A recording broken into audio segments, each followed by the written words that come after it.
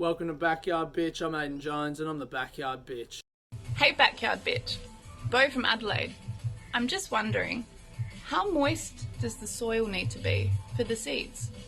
With water content in the soil, I think that's actually, from what I can tell, and again, I might be completely wrong, but I think that's like almost asking the wrong question. I've learned so much about soil in the last week or so. Like when I first started these videos, I was like, alright, I'm just going to clear this area, plant some stuff in the ground. And I've realised slowly but surely that the soil around this back area of the house, it's clay heavy soil. There's a lot of clay in it. Not heaps, but there's about 30-40% clay. Here's a little test that you can do.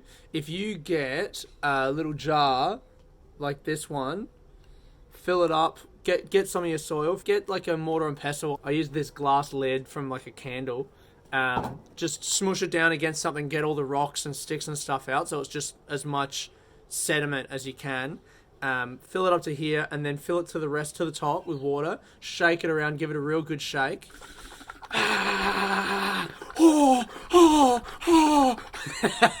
That's like the dude coming in porn.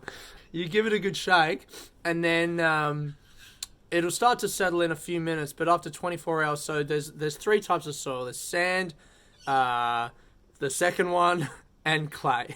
I can't remember what the second one's called. The sand will settle first because it's got the biggest particles. Then the second one, I think it's called silt or loam. I can't remember whether it's silt. I think it's silt. Is it? Or is it loam? Or is loam the overall structure of the soil? Fuck, man, I don't know. And then the third one is clay. And clay, so that's in order of largest to smallest particle size. Sand, heaviest particles, gravity works on them, sinks first. Then the second one, they float around for a bit and then they sink. And then clay, tiny particles, they'll sink. Or, here's where I've been fucking reading, man. I've been going in. If your clay, because clay particles are, let me get this right, negatively charged, they repel each other, and they're very light. Basically, when you shake your shit up, if the water's still murky after a day, if it hasn't completely settled, then you've got sodium in your clay. And if you've got a lot of clay in your soil that's got a lot of sodium in it, it's not going to absorb water very well. Here's where my knowledge of science breaks down, but that's the basic core of it. And so what you can do is get something like gypsum, which has a lot of, I think, calcium. Fuck, this could be completely wrong. But anyway, you need to get gypsum and spread it over your soil and rake it up and whatever.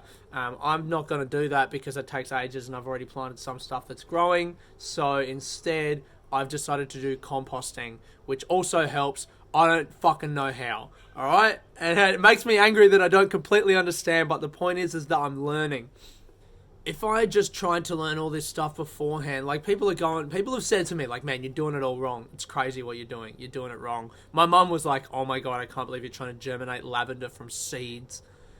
And just kind of left it at that as being mate, it's not going to work for you. And you know what, Mum? It hasn't, all right? Fuck you. But if I had tried to learn all the stuff first, it wouldn't matter to me. You know, the fucking where the sun is and dirt and all this other bullshit.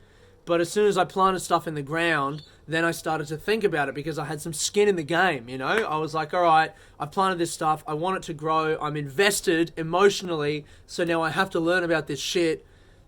And I've realized in doing so that I've done it all wrong. But great, good that I've done it wrong because now I can do it right.